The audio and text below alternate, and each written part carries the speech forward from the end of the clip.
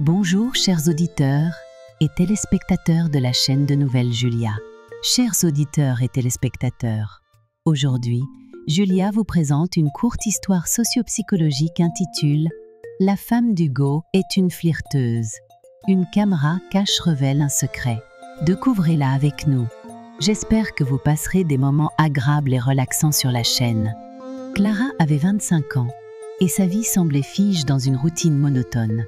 Elle vivait dans un petit village recul où les jours se ressemblaient tous. Son mari, Hugo, un homme de 30 ans, travaillait comme maçon. Chaque matin, à 7 heures précises, il enfourchait sa vieille moto pour se rendre sur les chantiers.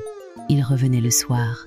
Et puis, les vêtements imprègnent de poussière et de sueur, mais toujours avec un sourire pour sa femme et leur fils de 5 ans, Louis.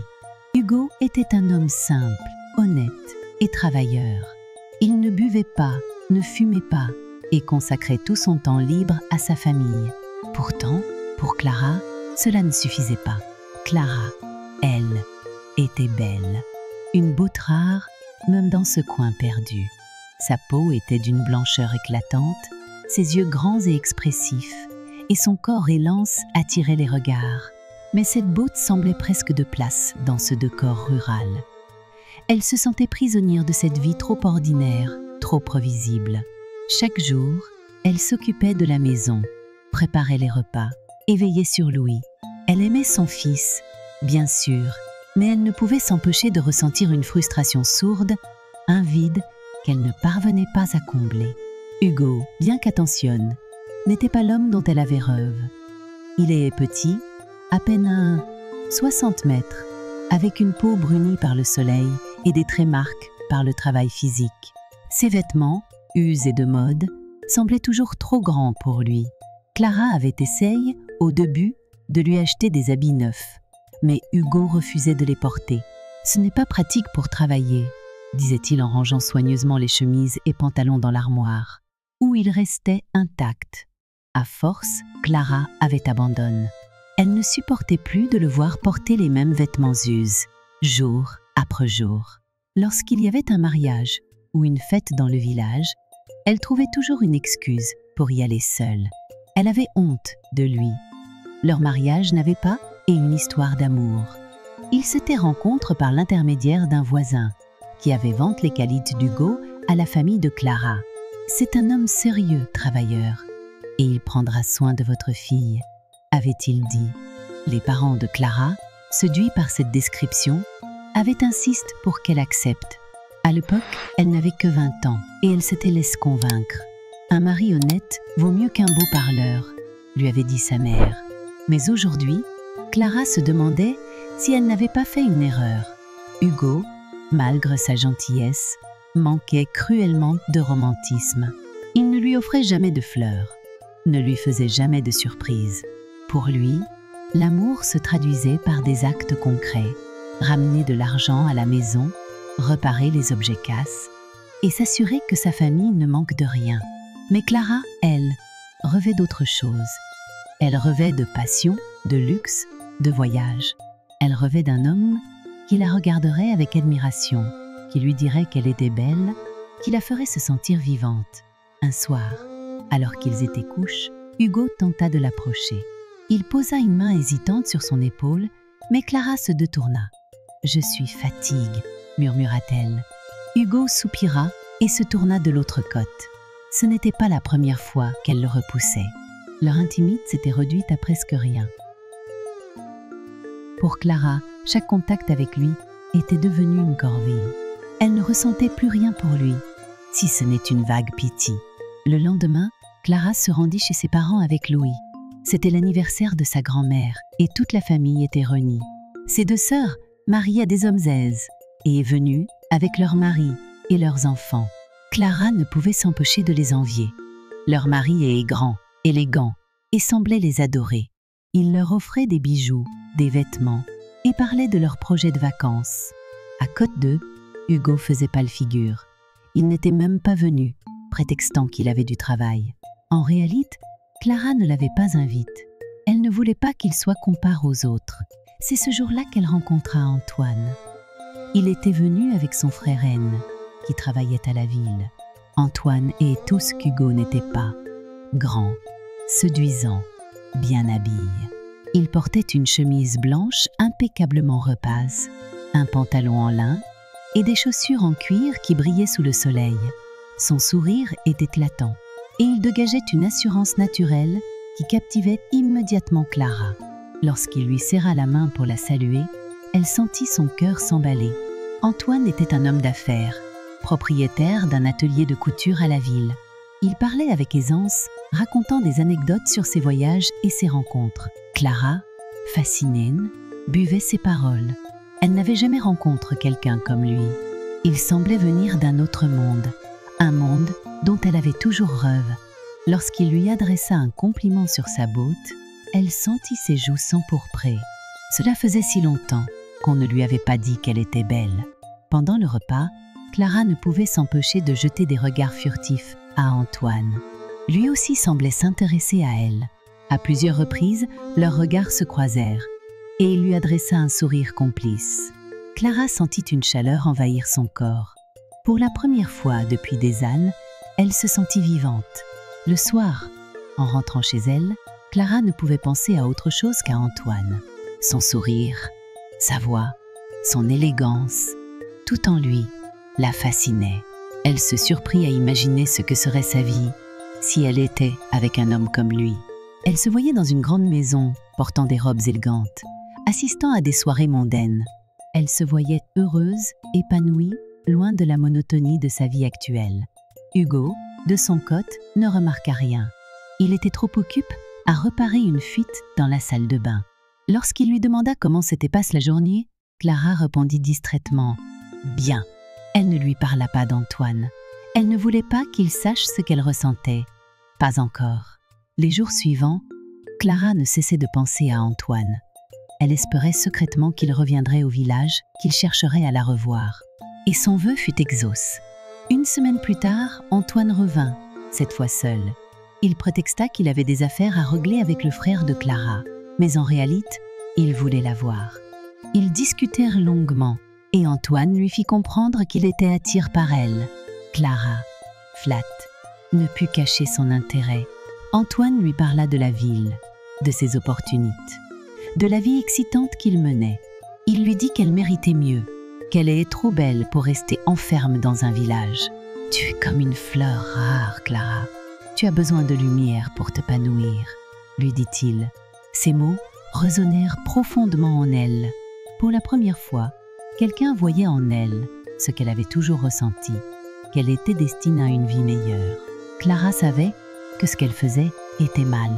Elle savait qu'elle trahissait Hugo, qu'elle mettait en danger sa famille, mais elle ne pouvait s'en empêcher.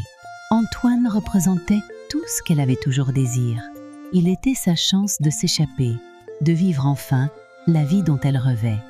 Un soir, alors qu'Hugo dormait, Clara se leva et regarda son reflet dans le miroir. Elle se demanda si elle avait le courage de tout quitter. Elle pensa à Louis, à Hugo, à leur maison. Mais elle pensa aussi à Antoine, à la ville, à la liberté. Son cœur est tiraille entre la culpabilité et le désir. Finalement, elle murmura « Je mérite d'être heureuse ». Ce fut le début de la fin. Clara savait qu'elle jouait avec le feu. Depuis sa rencontre avec Antoine, ses pensées étaient consumes par lui. Chaque mot qu'il lui avait murmuré, chaque regard qu'il lui avait lancé, résonnait en elle comme une promesse d'un avenir meilleur. Elle se sentait vivante, désirait, et pour la première fois depuis des années, elle croyait que le bonheur est à porte de main. Mais pour l'atteindre, elle devait faire un choix. Et ce choix impliquait de trahir Hugo. Antoine, avec son assurance et son charme, avait su trouver les failles dans le cœur de Clara. Il lui parlait de la ville, de ses opportunités, de la vie excitante qu'ils pourraient mener ensemble. « Tu n'es pas faite pour cette vie, Clara », lui disait-il souvent. « Tu es une femme exceptionnelle et tu mérites mieux. » Ces mots, bien qu'enivrants, étaient aussi dangereux. Ils semaient en elle une graine de doute qui grandissait chaque jour un peu plus. Un soir, alors qu'Hugo rentre tard du travail, épuisé et couvert de poussière, Clara sentit une vague de mépris l'envahir. Il s'assit à table, mangea en silence, puis alla se coucher sans un mot. Elle le regarda s'éloigner, son dos voûte par la fatigue, et se demanda comment elle avait pu en arriver là. Comment avait-elle pu se contenter d'une vie si terne, si vide? Elle se surprit à imaginer Antoine à sa place, élégant, souriant, lui offrant des fleurs et des promesses d'un avenir radieux. Cette pensée la fit frissonner. Quelques jours plus tard, Antoine lui proposa de la retrouver en secret. Ils se donnèrent rendez-vous dans un champ isole, à l'abri des regards indiscrets. Lorsqu'elle arriva, il l'attendait, appuyé contre sa voiture, un sourire éclatant sur le visage. « Tu es encore plus belle que dans mes souvenirs », lui dit-il en s'approchant. Clara sentit son cœur s'emballer. Elle savait qu'elle ne devrait pas errer là, mais elle ne pouvait s'en empêcher. Ils parlèrent longuement, et Antoine lui confia qu'il était tombé amoureux d'elle. « Je ne peux pas arrêter de penser à toi, Clara. Tu es tout ce que j'ai toujours cherché. » Ces mots, bien qu'interdits, réchauffèrent le cœur de Clara. Elle se sentait enfin vue, enfin comprise. Antoine lui prit la main et la regarda droit dans les yeux. « Viens avec moi, Clara. Quitte tout. Je te promets une vie meilleure. » Clara hésita. Elle pensa à Hugo, à Louis, à leur maison. Mais elle pensa aussi à la monotonie de sa vie, à l'absence de passion, à ce vide qu'elle ressentait depuis si longtemps. Elle savait que partir avec Antoine serait un acte égoïste, une trahison impardonnable. Mais elle se disait aussi qu'elle méritait d'être heureuse. « Je vais y réfléchir » murmura-t-elle avant de partir. Les jours suivants furent un tourment pour Clara. Elle oscillait entre la culpabilité et le désir, entre son devoir envers sa famille et son envie de liberté. Hugo, comme à son habitude, ne remarqua rien. Il était trop absorbé par son travail, trop fatigué pour prêter attention aux tourments de sa femme. Clara, de son côté, devenait de plus en plus distante. Elle évitait son regard, répondait à ses questions par des monosyllabes et trouvait des excuses pour ne pas partager le même lit que lui. Hugo, bien qu'inquiet, n'osa pas insister. Il pensait que c'était une phase, que tout finirait par s'arranger. Mais Clara savait que rien ne s'arrangerait. Elle avait pris sa décision. Elle partirait avec Antoine. Pour cela, elle avait besoin d'argent. Beaucoup d'argent. Elle savait qu'Antoine ne pourrait pas tout financer et elle ne voulait pas arriver les mains vides.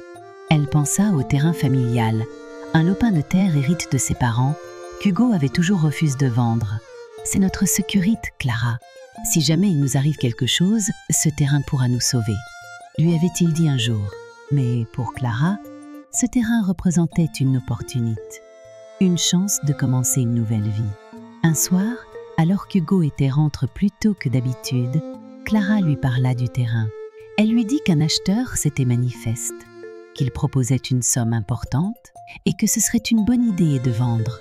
Hugo, méfiant, fronqua les sourcils. « Pourquoi maintenant? On n'a pas besoin d'argent, Clara. Ce terrain, c'est pour l'avenir de Louis. » Clara insista, jouant sur ses émotions.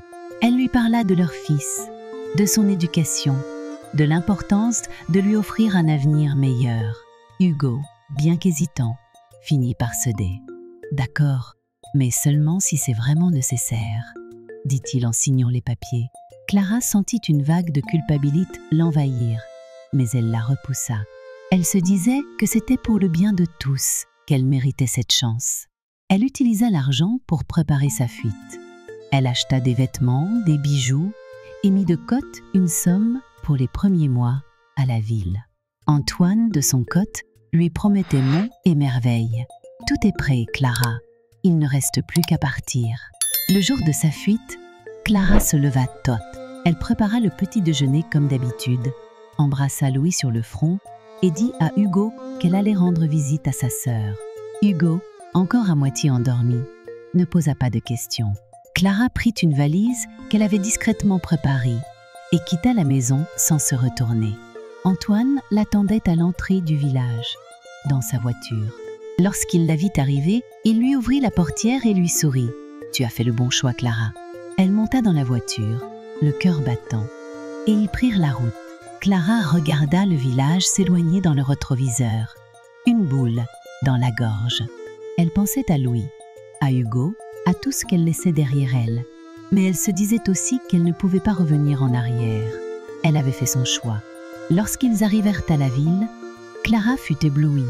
Les lumières, les immeubles, l'agitation, tout était si différent de son village.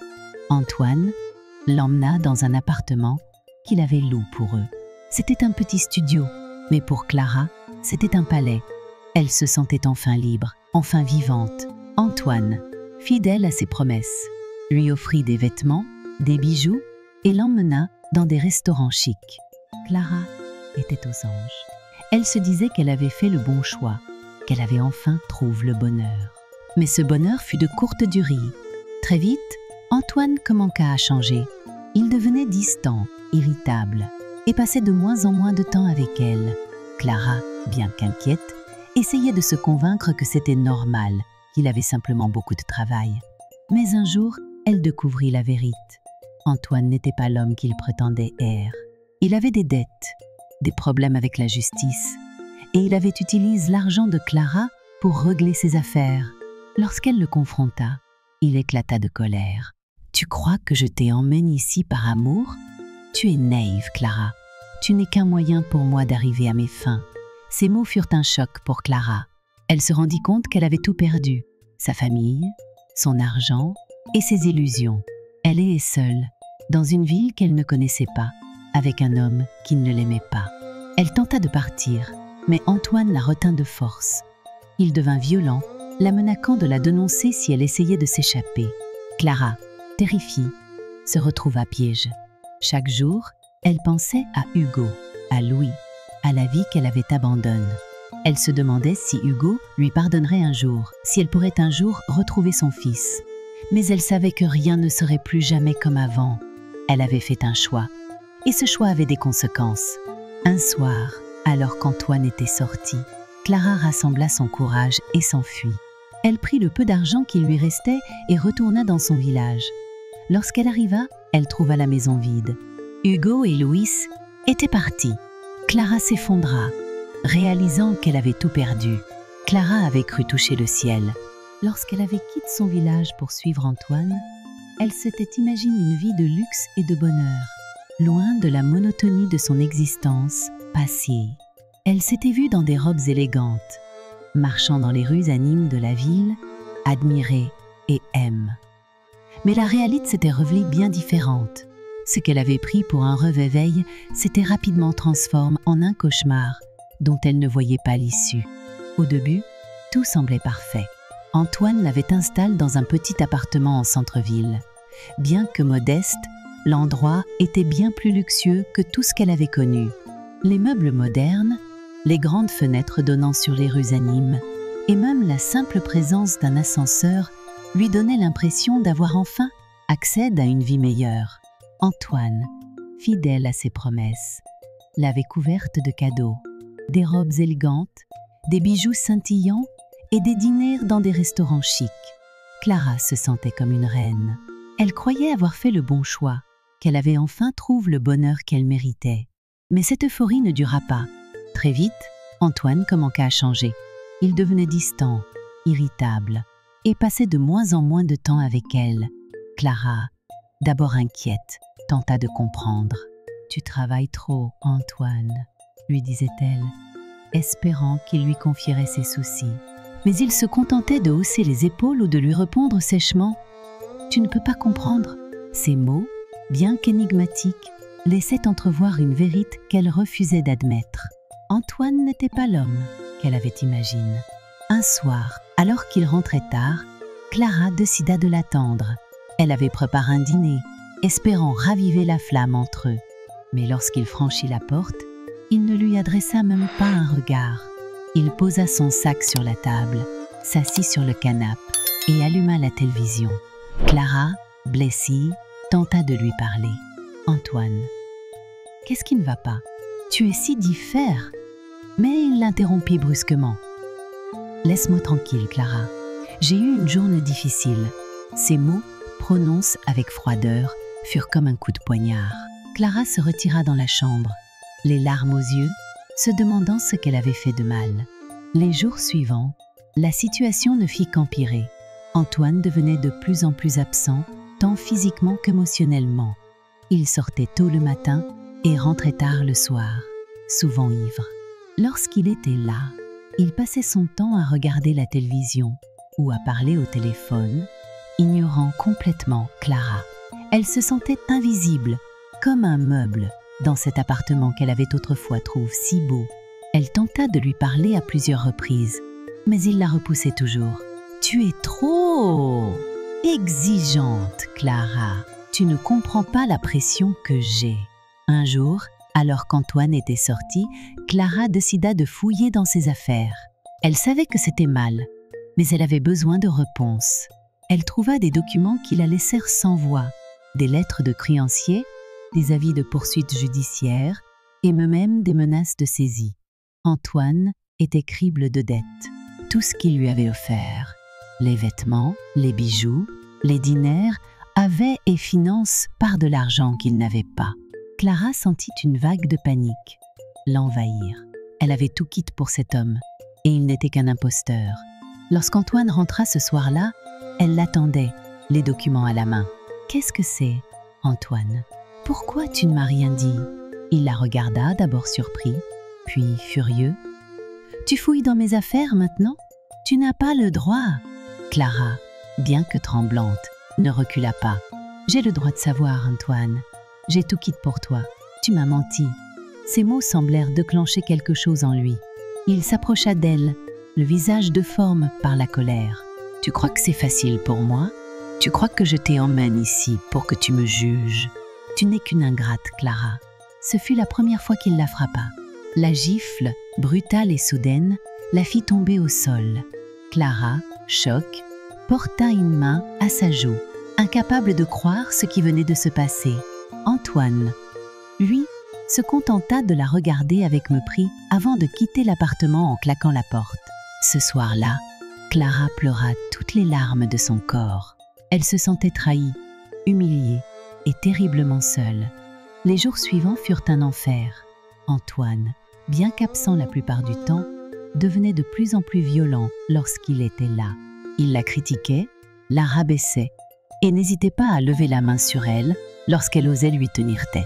Clara, terrifiée, se replia sur elle-même. Elle évitait de parler, de bouger, de faire quoi que ce soit qui pourrait le contrarier. Elle vivait dans la peur constante de ses accès de colère. Un soir, alors qu'elle est seule, Clara décida de téléphoner à sa sœur. Elle avait besoin d'aide, de quelqu'un à qui parler. Mais lorsqu'elle composa le numéro, elle se rendit compte qu'elle n'avait rien à dire. Comment expliquer sa situation? Comment avouer qu'elle avait tout quitte pour un homme qui la maltraitait? Elle raccrocha avant que sa sœur ne réponde, les larmes coulant sur ses joues. Elle se sentait pige, incapable de revenir en arrière. Clara pensa souvent à Hugo et à Louis. Elle se demandait ce qu'il faisait, s'il pensait à elle. Elle se demandait si Hugo lui pardonnerait un jour, s'il accepterait de la reprendre. Mais elle savait que c'était impossible. Elle avait brisé leur famille et rien ne pourrait réparer cela. Cette pensée la hantait, la rendant encore plus désespérée. Un jour, alors qu'elle faisait le ménage, Clara trouva une enveloppe cash sous le canapé. À l'intérieur, il y avait de l'argent. Pas beaucoup, mais assez pour acheter un billet de bus. Elle regarda l'enveloppe pendant de longues minutes, hésitant. C'était sa chance de partir, de fuir cet enfer. Mais où irait-elle? Elle n'avait nulle part où aller, personne vers qui se tourner. Pourtant, elle savait qu'elle ne pouvait pas rester. Si elle restait, Antoine finirait par la détruire. Ce soir-là, alors qu'Antoine était sorti, Clara rassembla ses affaires. Elle prit le strict nécessaire, quelques vêtements, un peu d'argent et une photo de Louis qu'elle gardait toujours dans son portefeuille. Elle quitta l'appartement en silence, le cœur battant, et se dirigea vers la gare routière. Lorsqu'elle monta dans le bus, elle sentit une vague de soulagement l'envahir. Elle était enfin libre, mais cette liberté avait un goût amer. Clara retourna dans son village, espérant retrouver un semblant de normalité. Mais lorsqu'elle arriva, elle trouva la maison vide. Hugo et Louis étaient partis. Les voisins lui apprirent qu'Hugo avait vendu la maison et était parti vivre chez sa sœur, à plusieurs kilomètres de là. Clara sentit son cœur se briser. Elle avait tout perdu, sa famille, son foyer et même sa dignité. Clara passa les jours suivants à errer dans le village, espérant croiser Hugo ou Louis. Mais ils ne revinrent pas. Elle se rendit chez ses parents, mais ils refusèrent de l'aider. « Tu as fait ton choix, Clara. Maintenant, tu dois en assumer les conséquences, » lui dit sa mère, le regard froid. Ces mots, bien qu'inhumains, étaient vrais. Clara avait fait un choix, et ce choix l'avait menée à sa perte. Elle trouva refuge dans un temple bouddhiste, où les moines acceptèrent de l'héberger en échange de travaux ménagères. Là, dans le silence et la solitude, Clara commença à réfléchir à sa vie. Elle se rendit compte de ses erreurs, de son égoïsme et de la douleur qu'elle avait cause à ceux qui l'aimaient. Elle se promit de changer, de devenir une meilleure personne, mais elle savait que ce ne serait pas facile. La route vers la rédemption serait longue et semée d'embûches.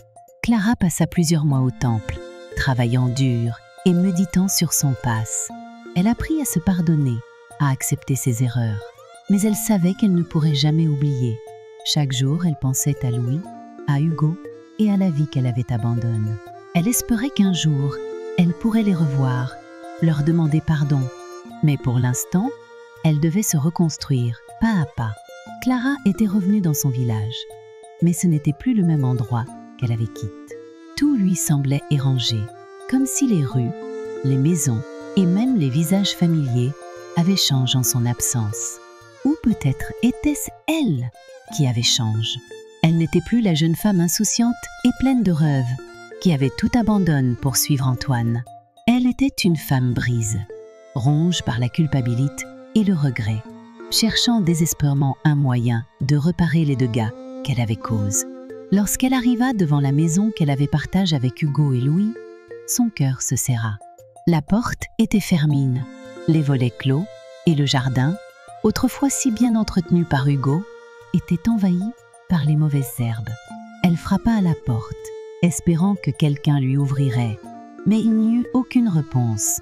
Elle demanda aux voisins, mais leur regard était froid, plein de reproches. « Hugo est parti », lui dit l'un d'eux, un vieil homme qui avait toujours été gentil avec elle. Il a vendu la maison et est allé vivre chez sa sœur. Il ne voulait plus rien avoir à faire avec toi. Ces mots furent comme un coup de poignard. Clara sentit ses jambes fléchir et elle dut s'appuyer contre un mur pour ne pas tomber. Elle avait espéré, naïvement, qu'Hugo serait là, qu'il l'accueillerait malgré tout, qu'il lui donnerait une chance de s'expliquer. Mais il était parti, emportant avec lui tout ce qu'elle avait de précieux.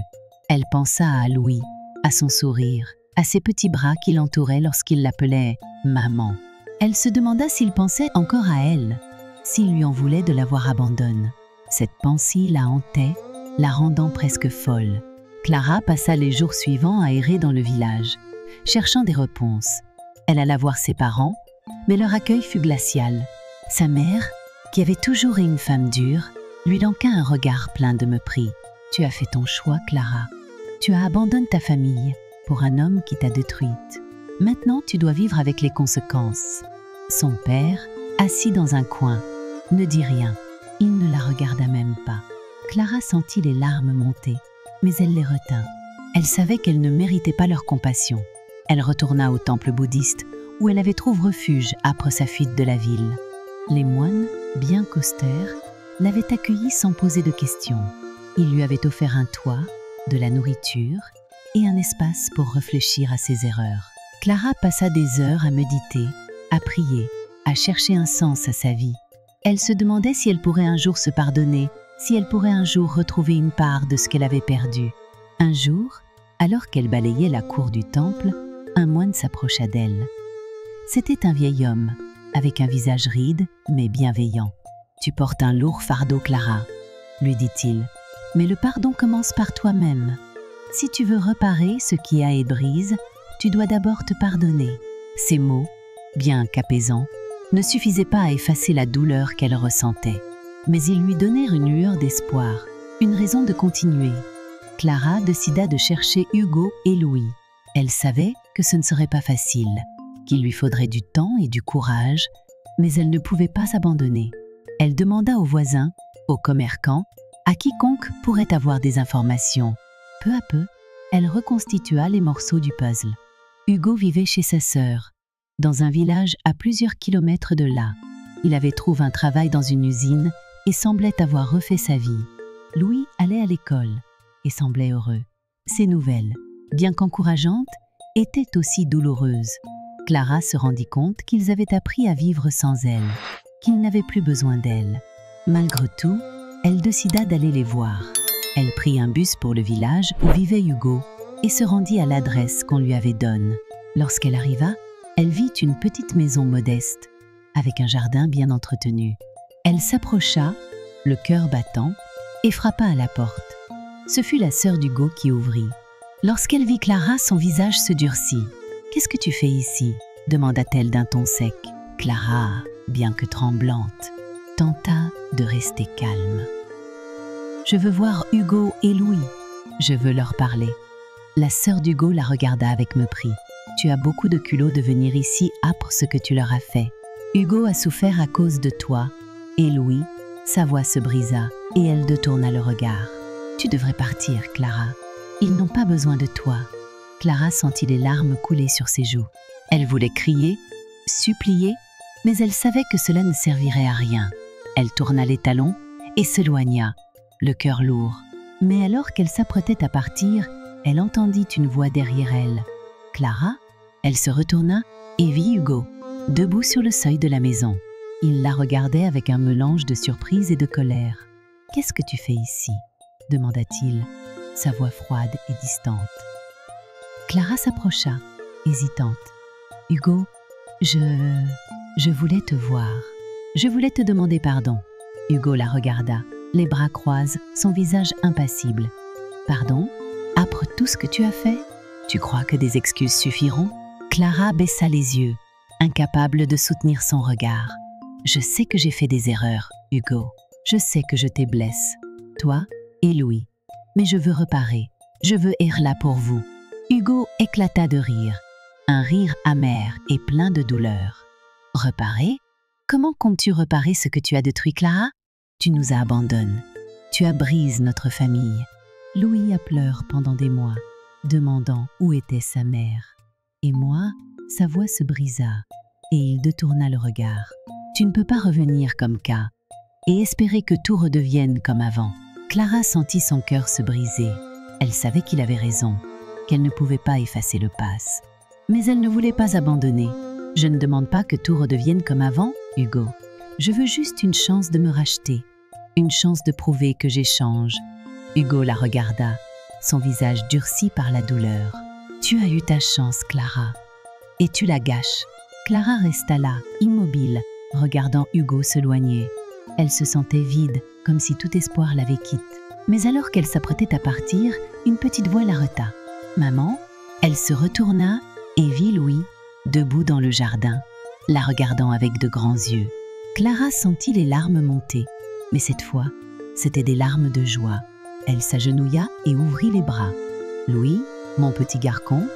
Louis hésita, regardant son père, puis courut vers elle. Clara le serra contre elle, sentant son petit corps trembler. « Je suis désolée, mon chéri. Je suis tellement désolée. » Hugo, debout à quelques mètres, regarda la scène en silence. Il savait que Clara avait fait des erreurs, qu'elle avait causé beaucoup de douleur. Mais en voyant son fils dans les bras de sa mère, il sentit une partie de sa colère s'apaiser. Peut-être, pensa-t-il, il y avait encore une chance de reconstruire quelque chose. Pas pour lui, mais pour Louis. Clara passa les jours suivants à essayer de regagner la confiance d'Hugo et de Louis. Ce ne fut pas facile. Hugo restait distant, méfiant, et Louis, bien qu'heureux de revoir sa mère, avait du mal à comprendre pourquoi elle était partie. Mais Clara était déterminée. Elle trouva un travail dans une petite boutique du village et commença à économiser de l'argent. Elle voulait prouver qu'elle pouvait être une bonne mère, qu'elle pouvait offrir une vie meilleure à son fils. Avec le temps, les choses commencèrent à s'améliorer. Hugo, bien qu'encore blessé, accepta de laisser Clara voir Louis régulièrement. Ils ne redeviendraient jamais une famille, mais ils pouvaient au moins coexister pour le bien de leur fils. Clara, de son côté, continua à travailler dur, espérant qu'un jour, elle pourrait se pardonner et trouver la paix. Clara avait touché le fond, mais elle refusait de s'y noyer. Après avoir retrouvé Louis et obtenu une fragile tolérance de la part d'Hugo, elle comprit que sa rédemption ne serait pas un chemin facile. Elle avait brisé des cœurs, détruit des liens et laisse derrière elle un sillage de douleur.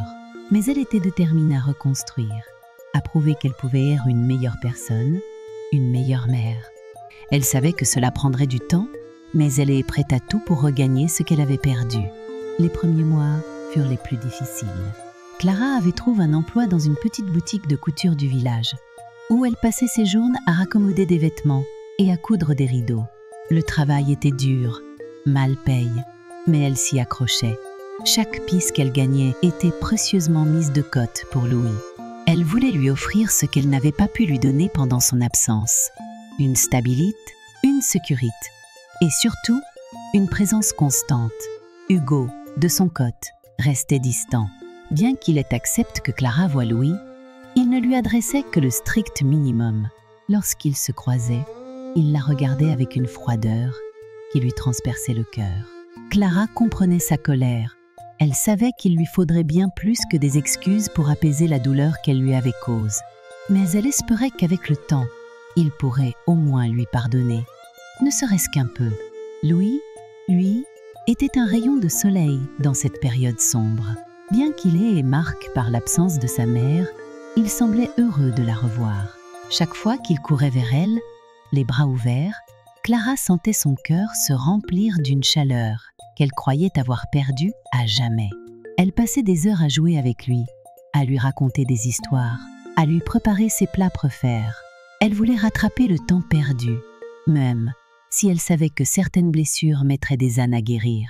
Un jour, alors qu'elle raccommodait une chemise dans la boutique, une cliente lui parla d'un atelier de couture qui cherchait des apprentis dans une ville voisine. Ils forment des gens pour travailler dans la mode. C'est une bonne opportunité, surtout pour quelqu'un comme toi qui a du talent, lui dit la femme. Clara sentit une étincelle d'espoir s'allumer en elle. Elle avait toujours aimé coudre, et cette opportunité pourrait lui permettre de construire un avenir meilleur pour elle et Louis. Mais cela signifiait quitter le village, au moins temporairement, et elle craignait de perdre la fragile relation qu'elle avait reconstruite avec son fils. Elle en parla à Hugo, espérant qu'il comprendrait. « Je veux faire cas pour Louis », lui dit-elle, les mains tremblantes. « Si je peux apprendre un métier, je pourrais lui offrir une vie meilleure. » Hugo la regarda longuement, son visage impassible. « Tu veux encore partir ?» demanda-t-il, sa voix pleine de reproches. Clara secoua la tête, les larmes aux yeux. « Ce n'est pas comme avant, Hugo. Je ne fuis pas.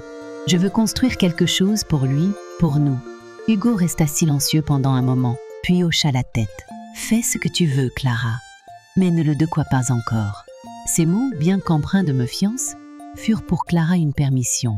Elle s'inscrivit à l'atelier et commença à suivre des cours. Chaque matin, elle prenait le bus pour la ville, travaillait dur toute la journée, puis rentrait le soir pour passer du temps avec Louis. Les trajets étaient épuisants, mais elle s'accrochait. Elle voyait dans cet effort une chance de se racheter, de prouver qu'elle pouvait être une mère digne de son fils. Au fil des mois, Clara devint une couturière talentueuse. Elle apprit à créer des vêtements, à travailler avec des tissus délicats et même à dessiner ses propres modèles. Ses professeurs la remarquèrent et lui proposèrent un poste dans un atelier de couture renommé. C'était une opportunité en or, mais cela signifiait déménager définitivement en ville. Clara hésita. Elle ne voulait pas s'éloigner de Louis, mais elle savait que ce travail pourrait changer leur vie. Elle en parla à Hugo, une fois de plus. « Je veux que Louis vienne avec moi », lui dit-elle, la voix tremblante. Hugo la regarda, les sourcils froncés. « Tu veux l'arracher à sa maison, à son école, à ses amis ?» demanda-t-il, sa voix pleine de colère. Clara baissa les yeux. « Je veux lui offrir une vie meilleure, Hugo. Je veux être là pour lui, tous les jours. » Hugo resta silencieux pendant un long moment, puis soupira. « Tu as déjà pris tellement de décisions égoïstes, Clara. Mais si c'est ce que Louis veut, je ne m'y opposerai pas. » Clara parla à Louis, lui expliquant la situation. Le petit garçon, bien qu'hésitant, sembla excité à l'idée de vivre avec sa mère en ville. « On pourra aller au parc tous les jours ?» demanda-t-il, les yeux brillants. Clara sourit, les larmes aux yeux.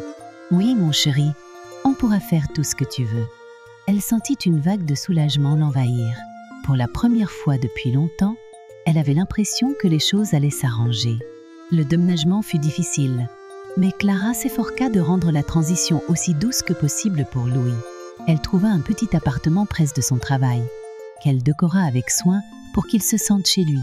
Elle l'inscrivit dans une nouvelle école et passa ses soirées à l'aider avec ses devoirs, à jouer avec lui, à lui lire des histoires. Elle voulait qu'il sache qu'elle serait toujours là pour lui, quoi qu'il arrive. Au fil du temps, Clara commença à se reconstruire. Son travail dans l'atelier de couture lui apportait une satisfaction qu'elle n'avait jamais connue. Elle crée des vêtements qui étaient vendus dans des boutiques de luxe, et ses patrons la félicitaient pour son talent. Elle économisait de l'argent, qu'elle mettait de côté pour l'avenir de Louis. Elle se sentait enfin utile, enfin accomplie. Mais malgré ses succès, une part d'elle restait hante par le passé. Elle pensait souvent à Hugo, à la douleur qu'elle lui avait cause, à la vie qu'ils auraient pu avoir s'ils étaient restés ensemble. Elle se demandait s'il avait trouvé le bonheur, s'il avait réussi à tourner la page. Elle espérait qu'un jour, il pourrait lui pardonner, même si elle savait que ce jour pourrait ne jamais venir. Un soir, alors qu'elle rentrait du travail, Clara trouva une lettre dans sa boîte aux lettres. Elle reconnut immédiatement l'écriture d'Hugo. Les mains tremblantes, elle ouvrit l'enveloppe et lut les mots qu'il avait écrits. « Clara, je voulais te dire que je vois les efforts que tu fais. Louis est heureux avec toi et je suis content qu'il ait retrouvé sa mère. Je ne sais pas si je pourrai un jour oublier ce qui s'est passé, mais je veux que tu saches que je ne te déteste pas. Je te souhaite le meilleur. Hugo. » Ces mots, bien qu'empreints de distance, furent pour Clara un baume sur ses blessures. Elle sentit les larmes couler sur ses joues, mais cette fois, ce n'étaient pas des larmes de tristesse. C'étaient des larmes de soulagement, de gratitude. Elle savait qu'elle avait encore un long chemin à parcourir, mais cette lettre lui donnait l'espoir qu'un jour, elle pourrait enfin trouver la paix. Clara continua à travailler dur, à élever Louis, à reconstruire sa vie. Elle savait qu'elle ne pourrait jamais effacer le passé, mais elle était déterminée à construire un avenir meilleur. Et bien qu'elle ait perdu beaucoup, elle avait gagné quelque chose de précieux, une seconde chance. Une chance de devenir la femme et la mère qu'elle avait toujours voulu être.